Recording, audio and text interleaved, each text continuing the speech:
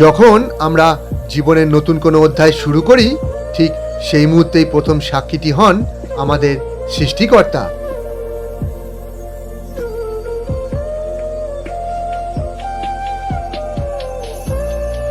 বাড়ি থেকে অনেকটা দূরে একটি নতুন যাত্রা শুরু করার প্রারম্ভেই যার নামটি স্মরণ করি, তিনি হন আমাদের পুরো যাত্রার পথের ছায়াসঙ্গী।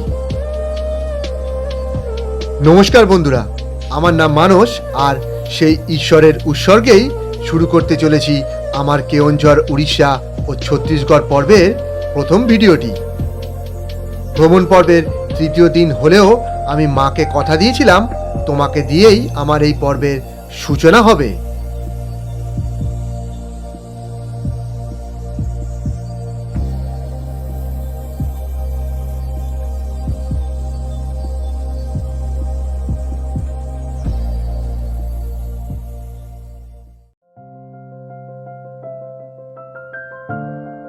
দোসরা অক্টোবর 2025, একটি বৃষ্টি ভেজা সকাল। হোটেল প্রিন্স থেকে বেরিয়ে চলেছি মায়ের মন্দিরের দিকে।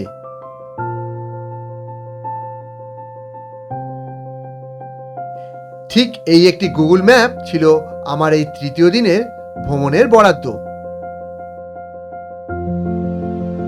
যার প্রথম গন্তব্যই ছিল মায়ের মন্দির। দূরত্ব 46 কিলোমিটার, আর সময় মোটামুটি 1 ঘন্টা 20 মিনিট। এটা হচ্ছে টুয়ার্ড সেই রাস্তা যেখান দিয়ে আপনাকে পৌঁছতে হবে মায়ের মন্দিরের সামনে। আর এখানে অনেক রকম পুজোর সামগ্রী দেওয়া আছে। আমি নিয়ারেস্ট একদম কাছেই যাবো, যেখানে বাইকটা রাখবো এবং পুজোর সামগ্রী নেবো। তো আমি নিয়ারেস্ট এই মায়ের মন্দিরের সামনে চলে এসেছি। বাইকটা পার্ক করব এবং তারপর পুজো দেবো।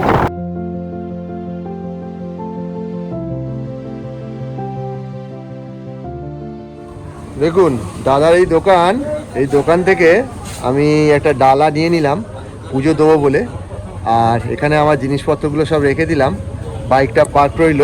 আর এই সামনেই একবারে, আচ্ছা दादा जूता क्या इधर खोल के जाना पड़ेगा कि उधर खोलने का जगह है? हाँ,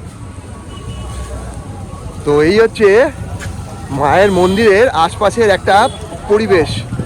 দেখুন ওখানে একটা মন্দির আছে, যেটা আমি হয়তো পরে যাব ডালাপালা গুছিয়ে নিয়ে। আমি এলাম এই রাস্তা দিয়ে, আর এটা হচ্ছে মন্দিরের গেট নাম্বার 1। মানে আরও এখানে হয়তো গেট আছে। এখানে অনেক আপনি খাওয়া দাওয়ার জায়গা এবং পুজোর সামগ্রী পেয়ে যাবেন। আর মন্দিরে ঢুকে যেখানে অ্যালাউ করবে না, তার আগে বলে দিই যে এই মায়ের প্রধান মানে প্রসাদ বা প্রধান পূজা মানে প্রসাদী বা পূজা দেওয়ার সামগ্রী হলো কিন্তু নারকোল। আপনি এই নারকোলের দ্বারাই মাকে পুজো দিতে পারবেন। আর এই হলো মন্দিরের চত্বরের একটা দৃশ্য। এখানে চারিপাশে এই একটা পরিবেশ। আমি এখানে টাইপ অর্ডার কোনো কিছু বার করিনি, তার কারণ হচ্ছে আপনার তো লাভ নেই, তার কারণ ভেতরে আপনাকে দিতে হবে না। আর ভেতরেও কিছু পুজোর কাউন্টার আছে। দেখুন এটাই হয়তো লাস্ট জায়গা যেখানে আপনাকে জুতো খুলে উঠতে হবে, আর তারপরে আর মোবাইল অ্যালাউ নেই। এই দেখুন এখানেও কিছু পুজো দেওয়ার সামগ্রীর জায়গা রয়েছে। এটা পুরোটাই কিন্তু মন্দির কমপ্লেক্সের ভেতরে, যেখানে আপনি ভিডিও বা ছবি নিতে পারবেন। কিন্তু তারপর মানে এই গেট থেকে কিন্তু আপনার আর মোবাইল অ্যালাউ নেই। ওই দেখুন লেখাই আছে কিন্তু এক জায়গায়, আমি দেখাচ্ছি ওটা আপনাদের, ওনাদের ভাষায় লেখা আছে, না আমাদেরই লেখা আছে, don't photo and video allow inside this মন্দির। তো এইখান পর্যন্তই আপনার কিন্তু অ্যালাউ আছে, এরপর আর কিন্তু অ্যালাউ নেই। তো আমি পুজোটা দেবো, পুজোটা দিয়েই তারপর বাদ বাকি সমস্ত কথাবার্তা আপনাদের সঙ্গে হবে। তো এই মন্দির দিয়ে গিয়েই পুজো দিচ্ছি, এবং পুজোয় কী দক্ষিণা বাগেরা নেয় সেগুলো এসে আমি আপনাদেরকে একটা ইনফরমেশান দিচ্ছি। তো এখানে জুতোটা খুলে আমি এবার ধীরে ধীরে মন্দিরের দিকে প্রবেশ করছি।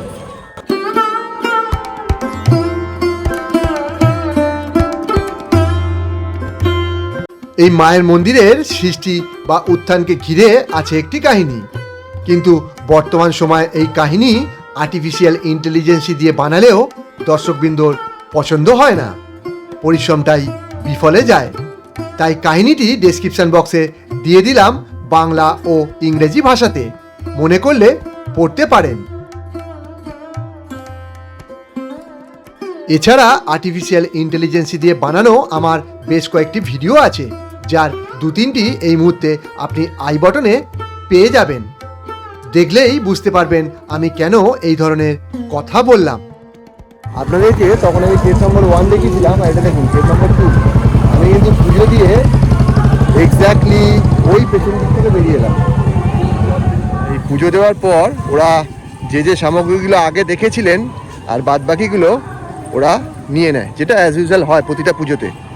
আমি এই প্রসাদের ডালাটা সম্পূর্ণভাবে দোকানে প্যাক করে রেখে দিয়ে এসে আবার আসবো, এসে তারপর পুরো জায়গাটার আপনাদেরকে আমি পরিদর্শন করাবো। দেখুন এখানে শুরু হয়ে গেছে বৃষ্টি, পুজো তো আমার দেওয়া হয়ে গেছে, আর ডালাও দোকানে রেখে প্যাকিং হয়ে গেছে। চলুন এখানের আশপাশের কয়েকটা সুন্দর সুন্দর জায়গা আপনাদেরকে একটু পরিদর্শন করাই। আজকে মহাদশমী, কিন্তু এখনও পর্যন্ত বিসর্জনের বাঁশি না বাজলেও সেখানে কিন্তু একটি মন্দিরের খুব সুন্দর মানে কারুকার্যপূর্ণ একটা আবহাওয়ার সৃষ্টি হয়েছে, আর সেটাই এই তারিণী মায়ের মন্দিরের ঠিক পাশে আপনাদেরকে দেখাচ্ছি। দেখুন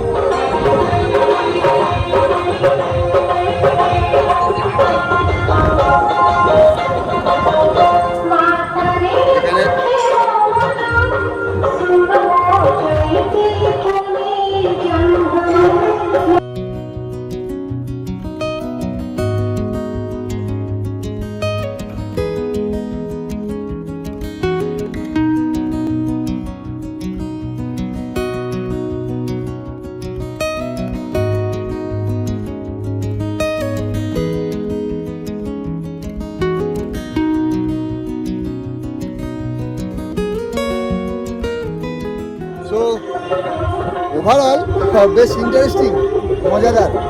আর পাশে কিন্তু একটা মানে চিরস্থায়ী মানে যেটা এখানকার একটা প্রাচীন টেম্পল আছে। টেম্পলটার নাম আমি কিন্তু জানি না, টেম্পলটা বন্ধ কিন্তু খুব সুন্দর আর্কিটেকচার আছে, আপনাদেরকে আমি দেখাচ্ছি। দেখুন এখানে একটা স্মৃতিস্তম্ভ, পাশে দুটো সিংহ, আর এই যে মন্দিরটা।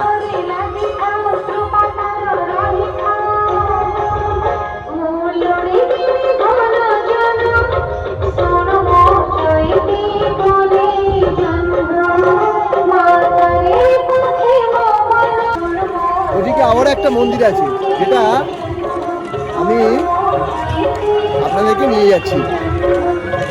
দেখুন যে পুজো মণ্ডপটি হয়েছে ঠিক তার পাশেই। এর ভেতরে মনে হচ্ছে তারিণী মায়ের আদলই। হ্যাঁ, আমি তো তারিণী মা দর্শন করে এসেছি। দেখুন অলমোস্ট তারিণী মায়ের আদলেই, কিন্তু একটি প্রতিচ্ছবি।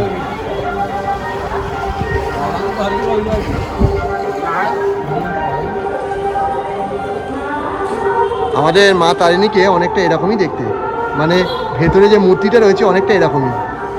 আর এর পাশে আরও একটি মন্দির রয়েছে, সেটা আমি আপনাদেরকে দেখাচ্ছি। এটা কিসের মন্দির সবটাই আমার কাছে অজানা, মনে হচ্ছে ভোলে মহেশ্বরের মন্দির হবে। বাবা ভালোই ভিড় হয়েছে এখানে। এটা হচ্ছে নন্দী মহারাজ, আর বাইরে মনে হচ্ছে ভোলে মহেশ্বর। প্রচণ্ড ভিড় হয়েছে, তো প্রচণ্ড ভিড়, ভেতরে যাওয়া গেল না, আর ওনারা পুজো দিচ্ছে তাই জন্য ওনাদেরকে ডিস্টার্ব করলাম না। এটা মহাদেবেরই মন্দির হবে। সো আপনারা যখন এখানে আসবেন অবশ্যই এই আশপাশের এলাকা বা মন্দিরগুলো একবার পরিদর্শন করে নেবেন। খুব সুন্দর একটি আধ্যাত্মিক পরিবেশ। আর প্রধান মন্দির মানে আমাদের তারিণী মাতার মন্দির, সে তো আপনি দেখবেনই। যেটা আগে বললাম, ভেতরে কিন্তু কোনো রকম ভিডিও বা ছবির অনুমতি নেই। আপনি এই কমপ্লেক্সটিতেই কিন্তু আপনার যা ফটো সেশন বা ইনফরমেটিভ ভিডিও তোলবার আপনি তুলতে পারবেন। বৃষ্টি বেশ ভালোই জোরে পড়ছে, আমি ওই জন্য ওপরে নিচে সব জায়গায় রেইনকোট পরে নিয়েছি। আমি জানি আজকে এখানে প্রচণ্ড বৃষ্টি পড়বে, কিন্তু কিছু করার নেই, ফিরতে আমাকে হবেই। আর এই সমস্ত জায়গার মুহূর্ত আমাকে আপনাদের সামনে তুলে দিতেই হবে। কারণ সময় খুব সীমিত, আর সেই সময়ের মধ্যে দিয়েই আমাকে সকল ইচ্ছা পূরণ করতে হবে। তাহলে কেমন লাগলো আমার এই ছোট্ট একটি ইনফরমেটিভ ভিডিও? আজকে প্রথম হোটেল থেকে এসেই আমার গন্তব্য ছিল এই মায়ের মন্দির, যেটি সম্পন্ন করে আমি যাব ভীমকুণ্ড ওয়াটারফল, যেটা দূরত্ব এখান থেকে 60 কিলোমিটারের মতো, আর সময় লাগবে অলমোস্ট 2 ঘন্টা। বৃষ্টির কারণে জানি না কতক্ষণ সময় লাগবে বা কী রাস্তার কন্ডিশন হয়েছে। তাই আপনাদের এই বৃষ্টি ভেজার দিনে একটি ব্লগ কেমন লাগলো অবশ্যই জানাবেন। আর কেওনঝড় এলে এই মায়ের মন্দিরে পুজো না দিয়ে যাবেন না, কেননা বীরভূমের মা তারা আর কেওনঝড়ের মা তারিণী জাগ্রত সমানভাবে। সকলে ভালো থাকবেন।